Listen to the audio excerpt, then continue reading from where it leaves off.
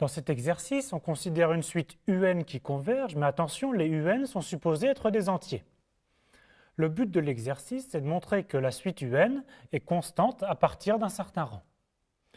Alors, on a besoin d'une petite remarque préliminaire. Donc, on va supposer que L, c'est la limite de la suite UN, et on va considérer l'intervalle ouvert L moins 1,5, L plus 1,5. Donc, si par exemple L, c'est ce nombre-là, on considère l'intervalle L moins 1,5, L plus 1,5. Alors, c'est un intervalle de longueur 1 qui en plus est ouvert, donc en fait, il peut contenir au plus un entier.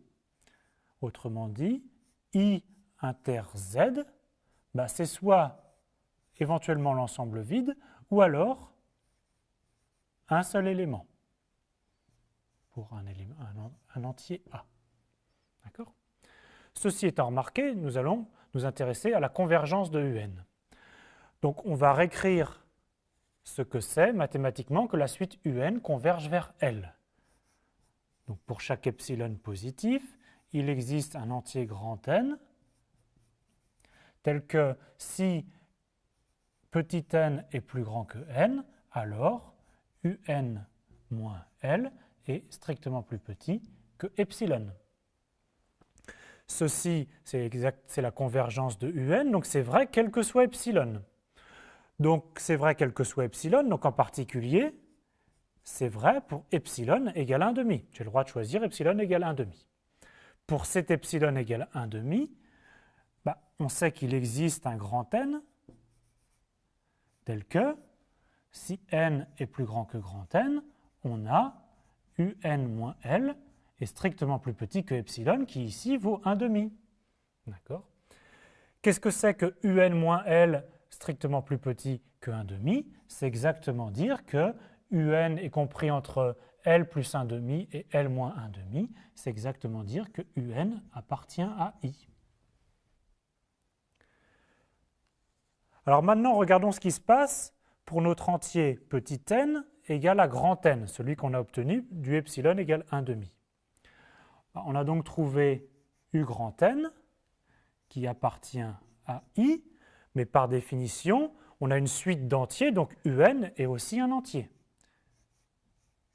Donc UN est un entier de l'intervalle I. On a dit que pour cette intersection I inter Z, il y avait deux cas. Soit c'était vide, soit c'était réduit à un seul élément. Ça ne peut pas être vide puisqu'on a trouvé un élément. Donc on est bien dans le cas où cette intersection est un singleton. Et donc UN appartient au singleton petit a, donc UN égale A. En particulier. Mais maintenant, pour n'importe quel n plus grand que n, on sait que UN appartient à I. On a vu ça pour la convergence. On sait aussi que c'est un entier et que cette intersection est le singleton A. Et donc, UN égale A dès que n est plus grand que grand N. C'est exactement dire que si n est supérieur ou égal à grand N, UN est en fait une suite constante à partir du rang grand N au moins. Et donc on a montré que la suite est stationnaire, c'est-à-dire constante à partir d'un certain rang.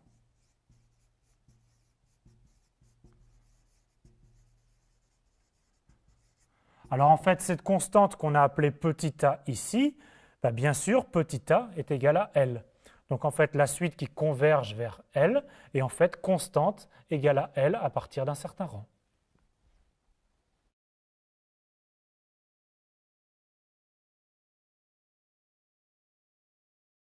Voici quelques situations que vous pouvez rencontrer fréquemment au cours d'exercices.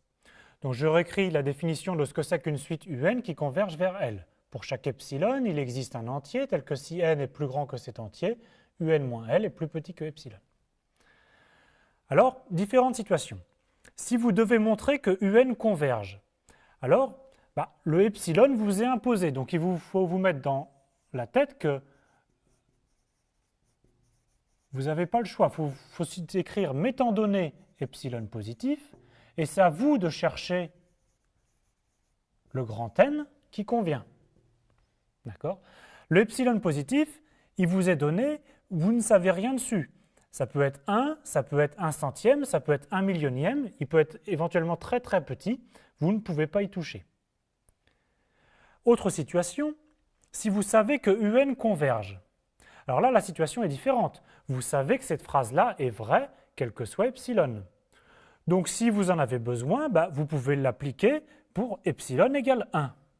Pour epsilon égale 1, ça vous donne un entier n qui dépend de epsilon, donc on va l'appeler n1, et tel que on est toutes ces choses-là. Vous pouvez aussi prendre epsilon égale 1 centième, puisque c'est vrai pour tout epsilon, et en particulier, ce qui est intéressant, c'est epsilon aussi petit qu'on veut.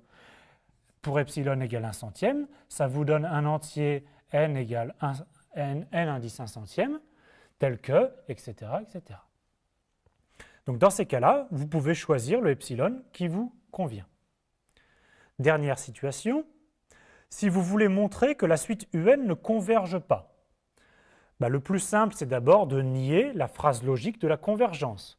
Donc la négation de cette phrase logique, c'est « il existe epsilon positif » tel que pour tout entier naturel grand N, on est à la fois n plus grand que grand N et UN moins L, la négation de inférieur strict, c'est supérieur ou égal à epsilon. Donc maintenant, vous voulez montrer que la suite UN ne converge pas, vous pouvez donc montrer que cette phrase logique est vraie, et donc c'est à vous de trouver un epsilon positif, tel que pour tout n, on est n plus grand que n, et UN moins L supérieur ou égal à epsilon.